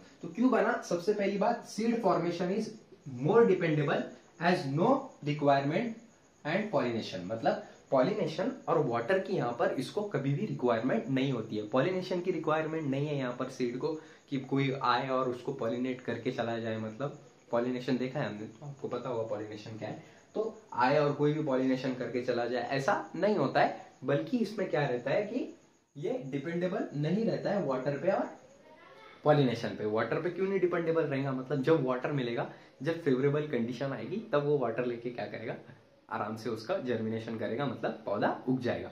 लेकिन अगर उसको पानी नहीं मिला 3-4 साल 100 साल भी, तो तब भी वो इनएक्टिव स्टेज में रहेगा। इसको क्या बोले थे हमने पीछे, सीड डॉर्मेंसी। लेकिन यहाँ पर क्या देख रहे हैं हम, सीड एडवांटेजेस, ठीक है। सीड डिस्पर्सल की उसको रिक्वायरमेंट नहीं रहेगी कि सीड डिस्पर्सल की इसको रिक्वायरमेंट रहेगी। सीड डिस्पर्सल बहुत आसानी से हो जाता है, जैसे कि अब आगे हम देखेंगे फ्रूट डेवलपमेंट कैसे होता है। जो जब फ्रूट डेवलपमेंट होता तब उसके अंदर बीज रहते हैं, आपने देखे होंगे बहुत सारे सीड्स रहते हैं उसमें। तो जो पंछी रहते थे ना पहले, अभी की आज की डेट में भी जो पंछी रहते थे, जानवर रहते थे, वो क्या करते थे, वो फ्रूट को खाते थे, ठीक है, मतलब प्लांट उनको वो रिवॉर्ड दे रहा है फ्रूट को, और वो फ्रूट को खाने के बाद क्या करते थे वो, कि उसको डाइजेशन करने के लिए डाइजेस्ट कर लेते थे फ्रूट को, और डाइजेस्ट करने के बाद सीड डाइजेस्ट नहीं हो पाता था, तो वो क्या करते थे, सीड को क्या करते थे, with the help of stool passing के जरिए वो क्या करते थे, वो सीड को छोड़ देते थे। अब जानवर कैसे रहते हैं, लोकोमोशन करते, मतलब एक जगह से दूसरी जगह जाते। तो जानवर एक जगह से दूसरी जगह जाते थे तो क्या होता था पता है आपको, कि वो जो फ्रूट खाते थे वो, और वो सीड उनके अंदर रहता था, और वो सीड क्या करते थे फिर वो स्टूल के जरिए बाहर निकाल देते थे, और वो स्टूल के जरिए बाहर निकल गया तो वो सीड क्या होता था, नीचे गिर जाता था। वो सीड नीचे गिरेगा तो अब बड़ा ऑब्वियस सी बात है, नीचे जमीन में जाएगा, और जमीन में गया तो उसको पानी मिलेगा, और पानी मिलेगा तो हमने सीड डॉर्मेंसी में देखा कि पौधा उग जाएगा। ठीक है। तो ऐसा रहता था कि वो सीड डिस्पर्सल के लिए क्या रहते थे, डिपेंडेबल है। ठीक है। उसके बाद ये कॉलोनाइजिंग करते न्यू एरिया को, सीड डिस्पर्सल हुआ तो बहुत आसानी से, जैसे अभी बताया मैंने। ठीक है। उसके बाद प्रोटेक्शन टू इम्ब्रियो, और प्रोटेक्शन टू इम्ब्रियो मतलब जो इम्ब्रियो रहता सीड के अंदर इम्ब्रियो रहता, जो पौधा रहता वो, उसको भी वो प्रोटेक्ट करने का काम करते हैं सीड, क्योंकि ऊपर से क्या है, सीड कोट है, जो कि टेस्टा और टेगमन से बनी हुई है, हमने पीछे ही देखा। ठीक है। Have food for young seedling, मतलब सीडलिंग के लिए, यंग सीडलिंग के लिए भी सीड बहुत ज्यादा इंपॉर्टेंट रहते हैं। लीडिंग टू वेरिएशन, मतलब सीड क्या करते हैं, वेरिएशन भी हमको देते हैं। वेरिएशन मतलब अलग अलग टाइप के, जो इम्यूनाइज अलग अलग टाइप के हमको पौधे देने के काम करते हैं। ठीक है। जैसे हमने बायसेक्सुअल फ्लावर में हमने देखा था आर्टिफिशियल हाइब्रिडाइजेशन कैसे किया जाता है। अगर आपने वो नहीं देखा होगा तो पहला वीडियो आप जरूर देख लेना। तो वहां पर देखा था हमने कि कैसे आर्टिफिशियल इंटेलिजेंस करके हम आर्टिफिशियल हाइब्रिडाइजेशन करके हम प्रोजीनी को वेरिएशन कराते थे। ठीक है। वहीं पर यहाँ पर सीड भी वही काम करता है। ठीक है। Basis of agriculture, very very important, मतलब अब आपको भी पता होगा, आप में से बहुत सारे स्टूडेंट ऐसे होंगे जो एग्रीकल्चर पे डिपेंडेबल होंगे। एग्रीकल्चर मतलब जो खेती करते होंगे, जो बहुत ज्यादा, जिनके पेरेंट्स खेती करते होंगे, उनको पता होगा बहुत अच्छे से कि बिना सीड के, बिना बीज के एग्रीकल्चर, खेती पॉसिबल ही नहीं है। सो यहाँ पर जो सीड है, it is very important in agriculture. तो ये बहुत बड़ा एडवांटेज है इसका, सीड का, सीड बनने का, कि अगर सीड ना होते, अगर बीज ना होते, तो कभी एग्रीकल्चर होता ही नहीं, कभी एग्रीकल्चर किया ही नहीं जाता। तो यहाँ पर ये बहुत ज्यादा इंपॉर्टेंट है। ठीक है, याद रखना। So dehydration and maturation of seed is crucial for next season. वैसे ही देखा गया अपन ने कि जो अगर आपको पता होगा थोड़ा बहुत, अगर आप बिलोंग करते होगे एक एग्रीकल्चर फैमिली से, तो आपको पता होगा कि सीड जो रहता है उसको है ना, हम क्या करते हैं, वेरिएशन करते हैं। उसका वेरिएशन करते हैं मतलब सीड को बचा के रखते हैं। जो फसल आई हमारी, वो सीड को हम बचा के रखते हैं ताकि वो नेक्स्ट सीजन काम आए, है क्या नहीं, करते होगे। और वो नेक्स्ट सीजन काम आते हैं वो सीड। उसी ये यहाँ पर बोले हुआ है कि dehydration and maturation of seed is crucial for next season, मतलब जो नेक्स्ट सीजन आने वाला है उसके लिए डिहाइड्रेशन और मैचुरेशन सीड का होना बहुत ज्यादा जरूरी है। ठीक है, आप ये लिख लो, तब तक मैं मिटा लेता हूँ, फिर बहुत इंपॉर्टेंट है ये। यहाँ पर सीड वायबिलिटी देख लेते हैं हम। सीड वायबिलिटी मतलब क्या, कि एक सीड कब तक वो सरवाइव कर सकता है रिप्रोडक्शन होने के बाद, प्रोडक्शन होने के बाद, सीड का फॉर्मेशन होने के बाद एक सीड कितने दिन तक वायबल हो सकता, कितने दिन तक चल सकता। तो यहाँ पर दो एग्जांपल दिए हुए हैं, बहुत ज्यादा इंपॉर्टेंट है। पहला एग्जांपल दिया गया हुआ है ल्यूपिनस आर्किटेनस सीड। ठीक है, लुपिनियस आर्किटेनस सीड, ये नाम नहीं आ रहा मेरे को, ये जो है आर्किटस, लुपिनस आर्किटस सीड, एनसीईआरटी में लिखा हुआ है, याद रखना है आपको। लुपिनियस आर्किटस सीड है जो कि एग्जैक्युएटेड फ्रॉम आर्कटिक टुंड्रा, ये आर्कटिक टुंड्रा में से निकाला गया हुआ सीड है। जर्मिनेट फ्लावर आफ्टर 10,000 ईयर, मतलब 10,000 साल पहले वो उसका फॉर्मेशन हुआ था वो सीड का, लेकिन 10,000 साल बाद क्या हुआ कि वो सीड जर्मिनेट कर गया। सीड जर्मिनेट कर गया मतलब जमीन में से सीड को अगर डाला हमने जमीन में तो वो पौधा उग गया। कौन सा पौधा है वो, लुपिनियस आर्किटस। कहां पर मिला था, आर्कटिक टुंड्रा में। ठीक है, समझ में आ गया, गुड। उसके बाद एक और एग्जांपल दिया हुआ है फिनिक्स डक्टाई। ठीक है, ये कहां पर मिला था, आर्कियोलॉजिकल सर्वे चालू था एक, कहां पर, किंग हेरोल्ड पैलेस के पास, वहां पर ये डेड सी के पास मिला था। King Harold palace near Dead Sea, बहुत इंपॉर्टेंट है ये टर्म। ठीक है, याद रखना है आपको, इंपॉर्टेंट।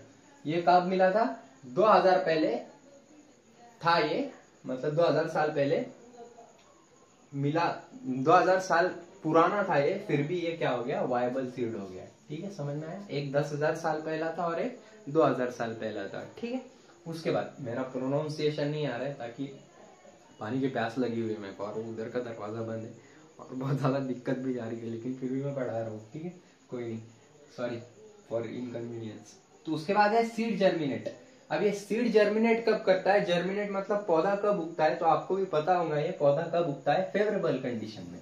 अब आप हाथ पे रखो, सीड को उग जाएगा क्या वो, मतलब बीज को अगर आप हाथ पे रखोगे तो उससे झाड़ बनेगा क्या? बिल्कुल नहीं बनेगा। उसको क्या क्या चाहिए रहेगा? सबसे पहले तो मिनरल्स चाहिए रहेंगे, जो कहाँ पर मिलेंगे उसको? एक मिनट। हाँ, वो थोड़ा आसान हो रही थी इसलिए मैंने स्टॉप कर दिया।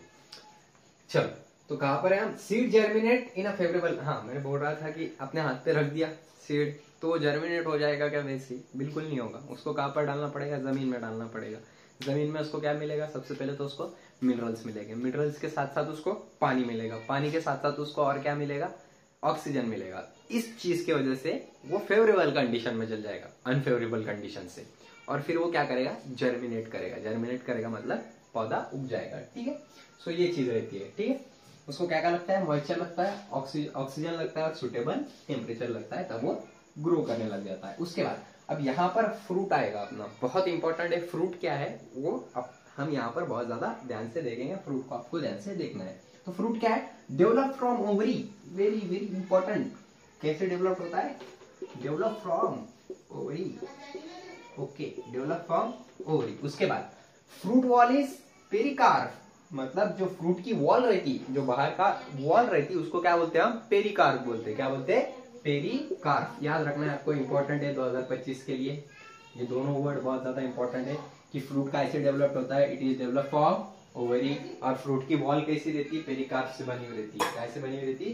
पेरिकार्प से। ठीक है, उसके बाद दो टाइप के फ्रूट देखने को मिलते हैं हमको जनरली। एक रहता फ्लेशी फ्रूट, मतलब ऐसा फ्रूट जिसमें क्या है? बहुत सारा गूदा है, जैसे कि मैंगो हो गया, आम, हमारा आम, और क्या हो गया? ऑरेंज हो गया, और गुआवा हो गया। गुआवा मतलब जाम बोलते हैं शायद गुआवा को, है ना? जाम, है ना? जाम, ऑरेंज, संतरा, संतरी मराठी में, और मैंगो का मतलब क्या होता है? आंबा, मराठी आंबा बनता है। ठीक है, और हिंदी में उसको क्या बोलते हैं? आम बोलते हैं। ठीक है, उसके बाद ड्राई फ्रूट। ड्राई फ्रूट में कौन कौन आता है? ग्राउंडनट और मस्टर्ड। ये दोनों मेरे को मालूम नहीं आप कौन से फ्रूट है, मेरे को मालूम है लेकिन मेरे को बताते नहीं आएगा हिंदी में, मेरे को नाम याद नहीं है। ठीक है, सो ये कैसा फ्रूट है? ड्राई फ्रूट है। ड्राई फ्रूट मतलब जिसमें गूदा ज्यादा नहीं मिलता हमको। गूदा मतलब वो रहता ना फ्लेशी, और गूदा वो रहता है। देखो, आपको समझ में आ रहा होगा, मेरी फीलिंग समझो। ठीक है, उसके बाद जो मल्टी सीडेड फ्रूट रहते, जिसमें एक से ज्यादा फ्रूट रहते, मतलब जिसमें एक से ज्यादा क्या रहते? एक से ज्यादा सीड्स रहते। सीड्स मतलब क्या? बीज। एक से ज्यादा सीड्स रहते जिनमें बहुत सारे फल हुए हैं ऐसे, जैसे कि हमारा एप्पल है, एप्पल में भी एक से ज्यादा सीड रहते हैं। ठीक है, तो वो क्यों ज्यादा सीड रहते हैं? क्योंकि उसमें वो उनके झाड़ में, उनके फ्लावर में मेनी ओवल रहते हैं। ओवेरी में उनके ओव्यूल ज्यादा रहने की वजह से ओवेरी में उनके फ्रूट में ज्यादा सीड देखने को हमको मिलते हैं। ठीक है, तो यहां तक आप लिख लो, फिर मैं इसके आगे का आपको पढ़ाता हूं। इसके बाद हम देखते हैं पार्थेनोकार्पिक फ्रूट क्या रहते हैं। तो पार्थेनोकार्पिक फ्रूट का मतलब क्या होता? सीडलेस फ्रूट, मतलब जो फ्रूट में सीड नहीं है उसको हम पार्थेनोकार्पिक फ्रूट ऐसा बोलते हैं। क्या बोलते हैं? पार्थेनोकार्पिक फ्रूट, मतलब ऐसे फ्रूट जिसमें सीड ही नहीं है, जिसमें बीज ही नहीं है, वो फ्रूट को क्या बोलेंगे हम? Parthenocarpic fruit. एक मिनट, हाँ, तो क्या बोलेंगे उनको? Parthenocarpic fruit. ऐसे फ्रूट कौन से है? बनाना और ग्रेप्स। बनाना मतलब मॉस या फिर केला, केला बोलते हैं उसको मराठी में। तो जो केला रहता उसमें देखना आपने कभी भी, है ना, सीड नहीं रहेंगे, बीज नहीं रहेंगे। और जो अंगूर रहते अपने, अंगूर में भी कभी भी सीड नहीं रहेंगे, बीज नहीं रहेंगे। तो ये ऐसे फ्रूट को क्या बोलते हैं हम? पार्थेनोकार्पिक फ्रूट बोलते हैं। क्या बोलते हैं? Parthenocarpic fruit. याद रहेगा आपको, लिख लो कहीं पर। ठीक है, बहुत इंपॉर्टेंट है ये। Parthenocarpic fruit, true fruit, false fruit. ठीक है, ये बहुत ज्यादा इंपॉर्टेंट है। तो उसके बाद आप ट्रू फ्रूट देखते हैं अपन। ट्रू फ्रूट मतलब ऐसे फ्रूट जो सिर्फ ओवरी से डेवलप्ड हुए हैं, उनको हम क्या बोलेंगे? True fruits. ट्रू फ्रूट्स मतलब ऐसे फ्रूट जो बराबर से है, सही है और एकदम प्रॉपर है, उनको हम, वो किससे डेवलप होंगे? सिर्फ और सिर्फ ओवरी से। वेयर एज फॉल्स फ्रूट मतलब क्या? सम फ्लोरल पार्ट इन्वॉल्व, मतलब ऐसे फ्रूट जिसमें कुछ फ्लोरल पार्ट भी इन्वॉल्व रहते, मेनली थैलामस, अपने को सिर्फ थैलामस दिया हुआ है, थैलामस इन्वॉल्व इन फ्रूट, मतलब जो फ्रूट में ओवरी के अलावा दूसरे पार्ट भी, दूसरे फ्लोरल पार्ट भी इन्वॉल्व है, ऐसे फ्रूट्स को हम क्या बोलेंगे? फॉल्स फ्रूट बोलेंगे। ओके, उसके example very very important, strawberry, Apple और केशव नट। ठीक है, केशव नट मतलब काजू हो गया, एप्पल हो गया, मतलब एप्पल तो आपको पता होगा, सफरचंद बोलते हैं उसको मराठी में, और सेब बोलते हैं उसको हिंदी में, और स्ट्रॉबेरी तो आपको पता ही होगा, बहुत फेमस स्ट्रॉबेरी। उसके बाद ऑर्किड और स्ट्रीगा, ये एक ऐसे फ्रूट है जिसमें बहुत ज्यादा सीड देखने को हमको मिलते हैं, बहुत ज्यादा सीड देखने को हमको मिलते हैं। ठीक है, उसके बाद एपोमिक्सिस क्या है ये देखना है हमको। तो एपोमिक्सिस का मतलब क्या होता है ये भी बहुत ज्यादा इंपॉर्टेंट है नीट 2025 के लिए। ठीक है, सभी इंपॉर्टेंट है ये चैप्टर में, बहुत खतरनाक चैप्टर है, कम से कम 4 क्वेश्चन तो आने हैं यहाँ से, 4 क्वेश्चन 16 मार्क्स। ठीक है, तो आपको बहुत अच्छे से पढ़ना है ये। तो एपोमिक्सिस मतलब क्या होता है, asexual mode of reproduction in which we get product of sexual reproduction. मतलब ऐसा यहाँ पर ऐसा असेक्सुअल रिप्रोडक्शन होता है, लेकिन अपने को प्रोडक्ट कैसा मिलता है, सेक्सुअल रिप्रोडक्शन के जैसा मिलता है। मतलब फ्रूट असेक्सुअल रिप्रोडक्शन से बनेगा, लेकिन उसका प्रोडक्ट मतलब जो फ्रूट रहेगा वो कैसे दिखेगा अपने को, लिटरली सेक्सुअल रिप्रोडक्शन से जैसे फ्रूट होते हैं वैसा फ्रूट यहाँ पर हमको दिखने को मिलेगा। इसको हम दूसरा नाम क्या देते हैं, पार्थेनोजेनेसिस। पार्थेनोजेनेसिस और कहां पर होता है, ह्यूमन मतलब एनिमल्स में कहां पर होता है, आपको पता होगा तो कमेंट सेक्शन में मेरे को जरूर बताना। ठीक है, उसके बाद एस्ट्राकेसिया एंड ग्रासेस में ये देखने को हमको मिलता है, एस्ट्राकेसी फैमिली और ग्रासेस में ये हमको देखने को मिलता है। वेरी वेरी इंपॉर्टेंट, बताओ एपोमिक्सिस कहां पर देखने को मिलता है, नीट का क्वेश्चन 2025 एग्जाम्पल पे। ठीक है, लिख दिया है मैंने यहाँ पर नीट 2025। उसके बाद एडवेंटेटिव पॉलीइम्ब्रोनी। एडवेंटेटिव पॉलीइम्ब्रोनी का मतलब क्या है वो हम यहाँ पर आप देखेंगे। Embryo from nucellus integument cell, clone, citrus and mango. मतलब आइडेंटिटिव पॉलीइम्ब्रोनी का मतलब क्या होता है, इम्ब्रियो किससे बनना, न्यूसिलियस से बनना और इंटेगुमेंट से बनना, जिसके वजह से वो क्लोन के जैसा दिखता है, सेम दिखता है। ये कहां पर देखने को मिलता है हमको, सिट्रस और मैंगो में। मैंगो मतलब हमारा आम, और सिट्रस मतलब क्या होता है, सिट्रस मतलब होता है नींबू, नींबू। ठीक है, नींबू तो मालूम होगा आपको। ठीक है, ये लिख लो आप। इसके बाद एक लास्ट टॉपिक बचता है हमारा, फिर चैप्टर कंप्लीट होगा, लिख लो आप ये तब तक। हमारा लास्ट का टॉपिक बचा है जो कि है हाइब्रिड सीड। हाइब्रिड सीड मतलब ऐसा सीड जो हम कंपनियों में बनाते हैं या फिर रिसर्च सेंटर में बनाते हैं, या फिर उसको कहां पर बनाया जाता है, लैबोरेटरी में बनाया जाता है। ऐसे सीड्स को हम क्या बोलेंगे, हाइब्रिड सीड बोलेंगे। It is a type of apomixis. Apomixis हमने अभी पिछले वीडियो में, पिछले ही सेशन में देखा कि एपोमिक्सिस क्या रहता है। तो ठीक है, देखते हैं क्या है। Need to produce every year. अब इसकी सबसे बड़ा ड्रॉबैक क्या है, मतलब सबसे बड़ा नुकसान क्या है इसका, कि इसको हर साल बनाना पड़ता है। हर साल क्यों बनाना पड़ता है, जस्ट बिकॉज, क्योंकि इसमें due to segregation character, segregation of character, मतलब जो कैरेक्टर है वो सेग्रीगेट कर जाते हैं। हम प्रिंसिपल ऑफ इनहेरिटेंस में और मॉलिकुलर बेसिस ऑफ इनहेरिटेंस में सेग्रीगेशन कैरेक्टर बहुत अच्छे से पढ़ेंगे, लेकिन यहाँ पर इतना समझो कि जो कैरेक्टर रहते हैं, जीन्स रहते हैं, वो आपस में मिल जाते हैं। एकदम सिंपल लैंग्वेज में समझा रहा, ठीक है। तो जीन्स जो रहते हैं वो आपस में मिल जाते हैं, और उसकी वजह से क्या हो जाता, कैरेक्टर के सेग्रीगेशन हो जाता, वही कैरेक्टर आ जाते हैं, रिसेसिव कैरेक्टर आ जाते हैं। अब ये रिसेसिव कैरेक्टर क्या है आप पूछोगे, लेकिन ऐसा समझो कि अच्छे जो बुरे कैरेक्टर है वो आ जाते हैं, जो प्रॉपर कैरेक्टर नहीं है वो आ जाते हैं। और इसके वजह से हमको ये सीड, जो हाइब्रिड सीड रहते हैं, उनको साल को बनाना पड़ता है। और इस वजह से क्या होता है कि जो हमारा फार्मर है, जो हमारा शेतकरी है, जो खेती करने वाला इंसान है, वो क्या होता है, उससे उसको दिक्कत जाती, उससे उसको बहुत कॉस्टली जाता, मतलब महंगा जाता, और वो सीड खरीद नहीं पाता। सीड मतलब वो बीज खरीद नहीं पाता। अब हमने पहले ही देखा था एडवांटेज ऑफ सीड्स, तो सीड्स का एडवांटेज सबसे ज्यादा फार्मर को होता है। वो फार्मर को होने की वजह से क्या होता है कि ये जो हाइब्रिड सीड है वो लेने में दिक्कत क्या जाती है कि ये बहुत महंगा जाता है, क्योंकि इसको लैबोरेटरी में बनाया गया है। ठीक है, उसके बाद इस पे रिसर्च अभी भी चालू है कि एपोमिक्सिस जेनेटिक्स कैसे काम करता है, कैसे काम नहीं करता है, इस पे अभी भी रिसर्च चालू है, हमको प्रॉपर डिटेलिंग नहीं है। ठीक है, and transfer of apomictic gene in hybrid, मतलब जैसे ट्रांसफर, जो जीन्स है वो ट्रांसफर कैसे होते हैं और सेग्रीगेट कैसे कर जाते हैं, जैसे मैंने बताया, उस पर अभी भी रिसर्च चालू है। ठीक है, सो यहां तक आए आप, बहुत बहुत धन्यवाद आपका, थैंक यू।